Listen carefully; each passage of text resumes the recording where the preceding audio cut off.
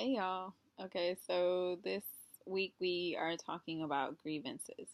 And within the department that I was working at before with the city and uh, Miami Beach, the employee that was currently, well, he was previously there. The thing is he had an issue with one of the management who at the time he was a contracted manager, and he had filed some grievances against him, which also led to grievances within the director who the director of the department was the one who hired the contract manager to be there and run certain aspects of the department. And when that happened, they ended up taking it to the union because the employee who filed the grievance was a union member. And they filed those allegations against him, which that employee at the time also had emails.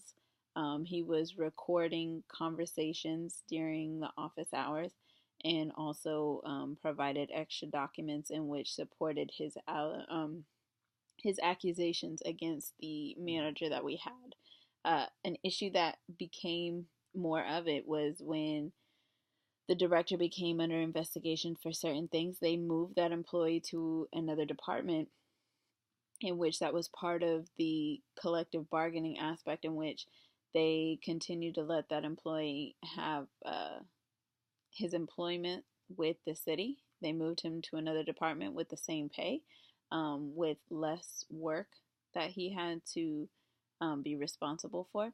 So that way they would keep the two separated. And then now the issue is that those two departments are no longer separated, as the one department took over our old emergency operations management. So now the employee and the manager who was then offered a full-time city position now work together again for the same department. So the union brought it back up at one of the commission meetings that just happened recently, and stated how he should have never have been given not only a city employment job but as well as a management position. And now that just added salt to the wound, and the city manager was aware of it. So, like we learned in the chapter about filing grievances and having supporting documents and the stages it goes through with the employee that had made the accusations, everything was followed through on his end, except it is still an open case going on. So, we don't know what the end result is yet. However, he still has his own position elsewhere within the department, separated from the manager. So they're still able to keep those two separated, but the grievance is still open and filed, in which that's also something of this manager being a new city employee. So that can also go against his 90-day probationary period that he has with the city.